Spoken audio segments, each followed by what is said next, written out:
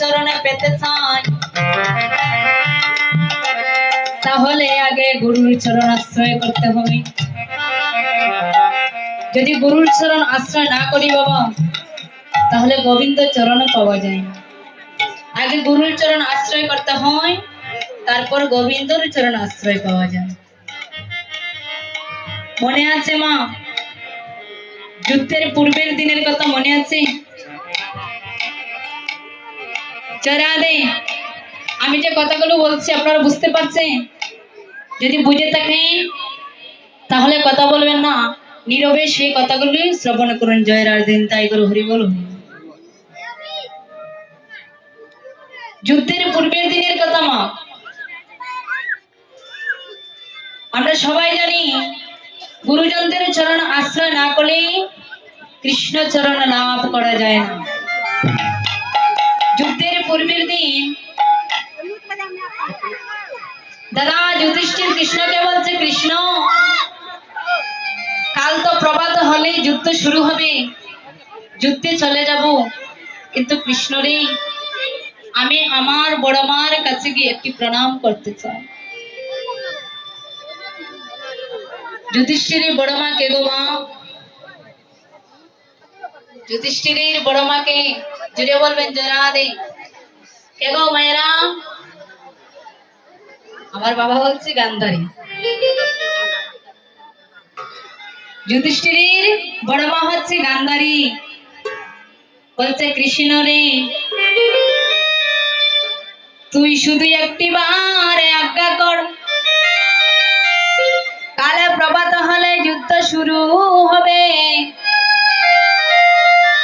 যুদ্ধ শুরু হবার আগে আমি বড় মার চরণে একটি বার প্রণাম করতে চাই।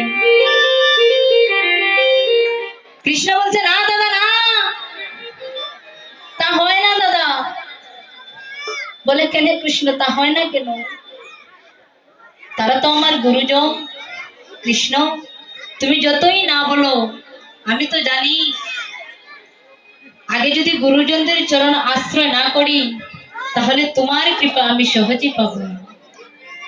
কৃষ্ণ আমি একটিবার আমার বড় মার চরণে প্রণাম করতে চাই। বলে দাদা গো তুমি যে তোমার বড় মার চরণে প্রণাম করবে, তারা না তোমার শত্রু? তারা তো তোমার শত্রু, তাহলে তুমি শত্রুর চরণে যাবে প্রণাম করতে? বলে কৃষ্ণ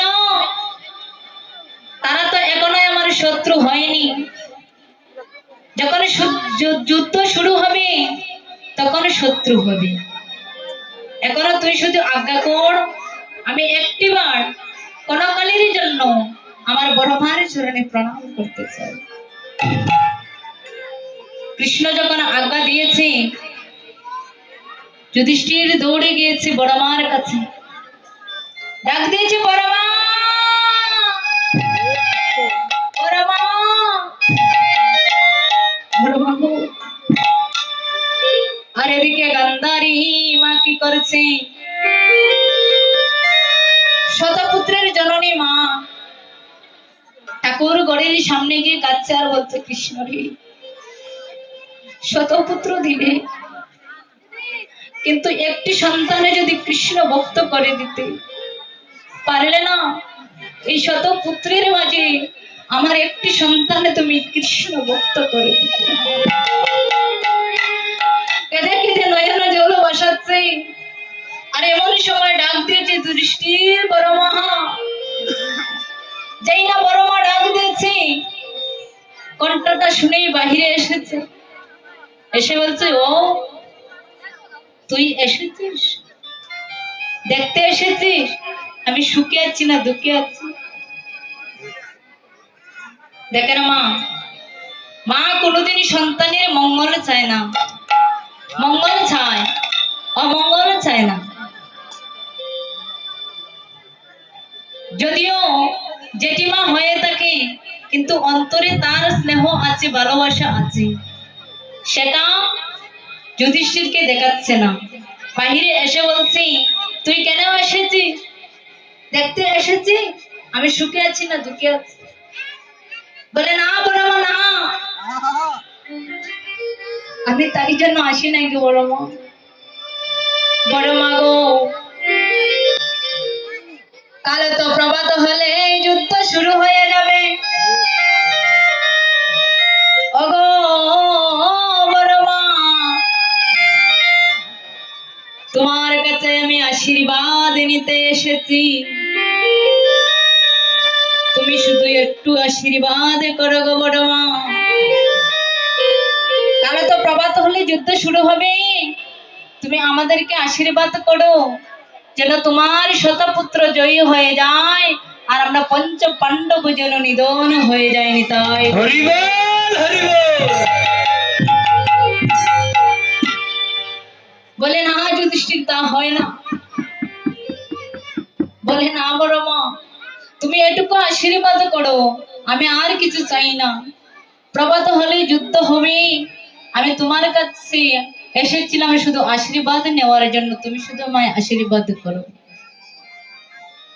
গান্ধারী মা যুধিষ্ঠিরকে আশীর্বাদ করলো, ওরে যুধিষ্ঠির, যে পক্ষে কৃষ্ণ রয় সেই পক্ষকে বিজয়ী হয়।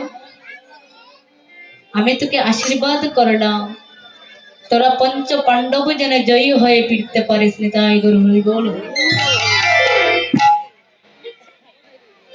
তো যুদ্ধের পূর্বের দিন দাদা যুধিষ্ঠির বড় মার কাছ থেকে আশীর্বাদ নিল, বড় মার চরণ ধরে নিজ মস্তকে ধারণ করলো।